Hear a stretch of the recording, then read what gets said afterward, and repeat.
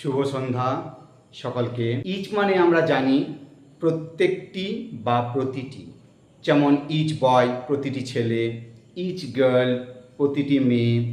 তো এখানে আমাদের মনে রাখতে হবে যে ইচের পর সবসময় কিন্তু আমাদের সিঙ্গুলার নাউন বসবে। সিঙ্গুলার নাউন ইচ বয়, এরপর আমাদের যেহেতু সিঙ্গুলার নাউন বসে তারপর আমাদের কিন্তু মনে রাখতে হবে সবসময় সিঙ্গুলার ভার্ব বসবে। অর্থাৎ আমি যদি বলি ইচ বয় ইজ অবলিক আর গুড, সেক্ষেত্রে কিন্তু আমাদের মাথায় রাখতে হবে যে এখানে ইচ বয় সবসময় ইজ বসবে, কখনোই আর হবে না। এটা তো গেল।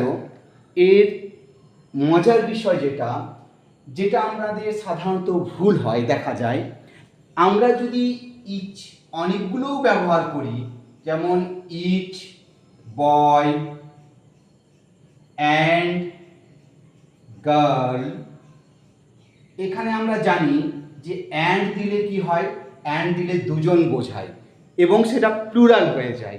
কিন্তু যদি অ্যান্ড দুই বা আরও বেশি থাকে, 3, 4, 5, 6, 7খানা 8খানা বা অনেক নাউন থাকে, কিন্তু যদি তার আগে একখানা ইচ থাকে, তাহলেও মনে রাখতে হবে সেখানেও কিন্তু আমার এটা singular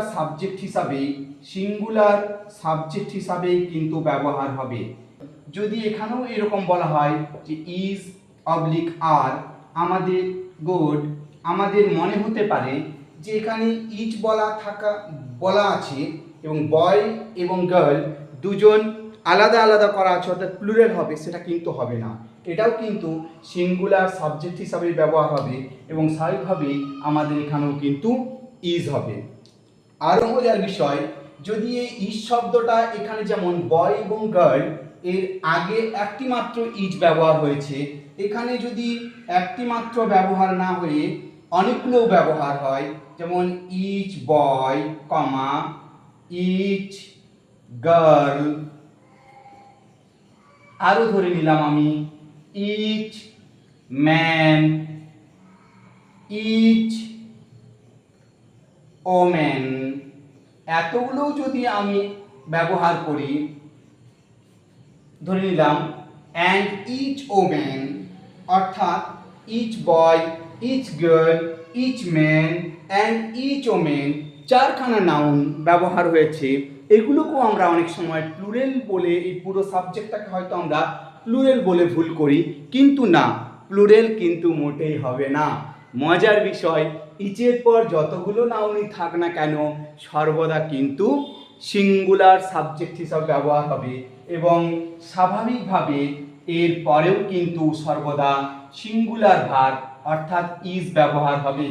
boy girl man women এতগুলো থাকা সত্ত্বেও আমার কিন্তু এটা সিঙ্গুলার সাবজেক্ট হিসাবে, পুরো সাবজেক্ট যেটা রয়েছে সেটা সিঙ্গুলার সাবজেক্ট হিসাবে ব্যবহার হবে এবং সেজন্য এখানেও কিন্তু ইজ গুড হবে। এখন যে ইচের পর আমাদের প্লুরাল প্রোনাউন থাকে বা প্লুরাল নাউনও থাকে, অর্থাৎ ধরা যাক আমার এরকম আছে ইচ অফ দ্য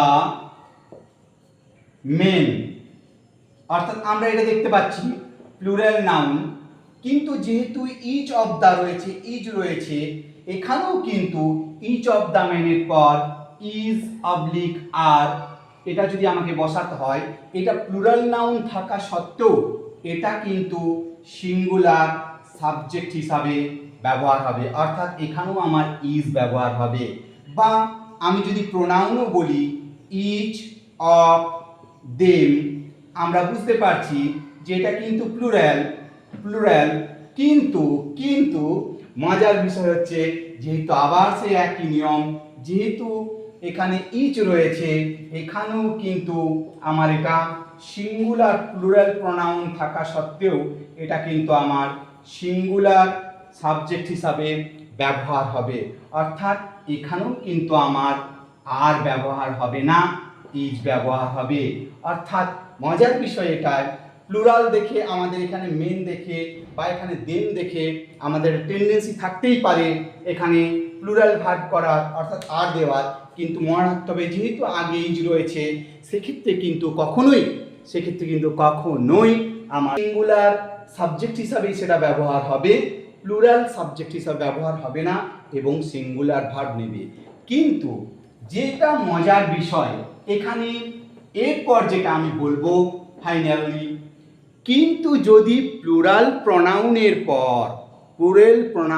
পরে বা প্লুরাল নাউনের পরে ইজ থাকে, অর্থাৎ ধরে নিচ্ছি প্লুরাল নাউন দ্য চিলড্রেন, তারপরে আমি ইজ দিই, সেক্ষেত্রে কিন্তু আমার মনে রাখতে হবে, যদি ইজ অবলিক আর আমি গুড লিখতে চাই, মনে রাখতে হবে প্লুরাল নাউনের পর যদি ইজ থাকে এক্ষেত্রে এটা কিন্তু এই যে আমার হলো এটা কিন্তু আমার পুরোটাই এটা আমার কিন্তু প্লুরাল সাবজেক্ট হিসাবে ব্যবহার হবে, তখন কিন্তু আমার আর হবে বা। তাহলে আমি আরেকবার বলি, যদি ইজ সিঙ্গুলার নাউনের আগে বা সিঙ্গুলার প্রনাউনের আগে থাকে বা ইচ অফ দ্য প্লুরাল নাউনের আগে বা প্লুরাল প্রনাউনের আগে থাকে, সেক্ষেত্রে সেটি সিঙ্গুলার সাবজেক্ট হিসাবে ব্যবহার হবে এবং সিঙ্গুলার ভার্ব অর্থাৎ ইজ, হ্যাজ, ডাজ এই ধরনের ভার্বকে গ্রহণ করবে। কিন্তু যদি প্লুরাল নাউন বা প্লুরাল প্রনাউনের পরে ইজ থাকে, এটা কিন্তু মাথায় রাখতে হবে, plural noun not singular noun বা সিঙ্গুলার প্রনাউন, প্লুরাল নাউন বা প্লুরাল প্রনাউন তার পরে যদি ইজ থাকে সেটা কিন্তু প্লুরাল সাবজেক্ট হবে এবং প্লুরাল ভার্ব অর্থাৎ আর, হ্যাভ এই ধরনের ভার্বকে গ্রহণ করবে। আজ একটা মজার নিয়ম আমরা শিখলাম। Good night.